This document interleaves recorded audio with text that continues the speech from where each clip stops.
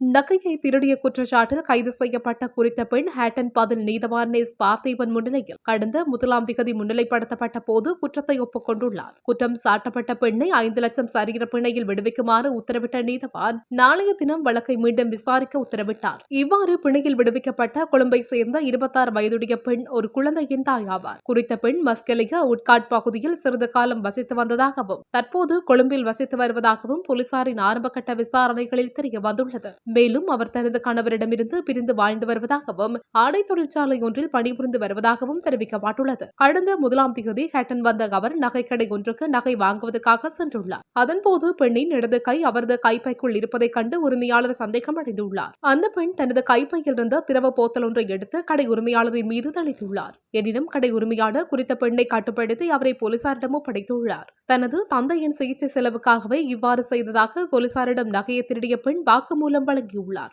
நாட்டின் பல்வேறு பகுதிகளில் உள்ள தனியார் நிதி நிறுவனங்களிடம் இருந்து தங்க நகைகளை அடக்கு வைப்பதற்கான பல பற்றச்சீட்டுகள் அவரது பையில் இருந்து கண்டுபிடிக்கப்பட்டதாக போலீசார் தெரிவித்துள்ளனர்.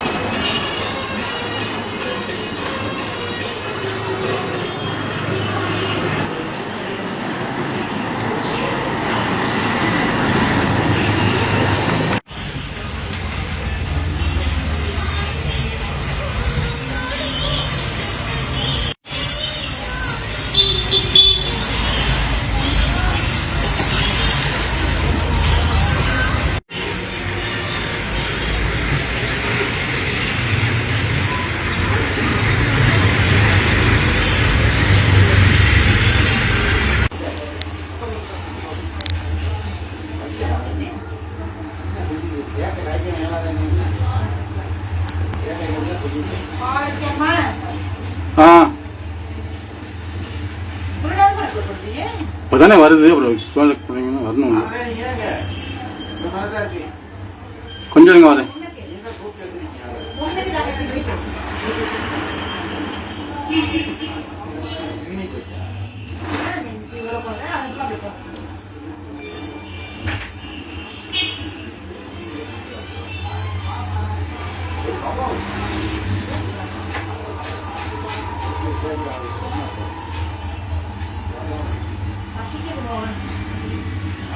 நகை வாங்குறதா வாங்குங்க.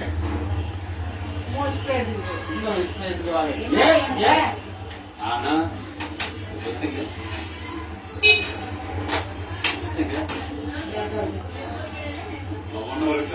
அதே பாத்தீங்கன்னாலே ஆழமாவே அடி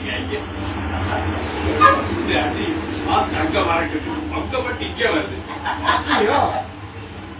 நேத்தான அடியா பயங்கர அடி.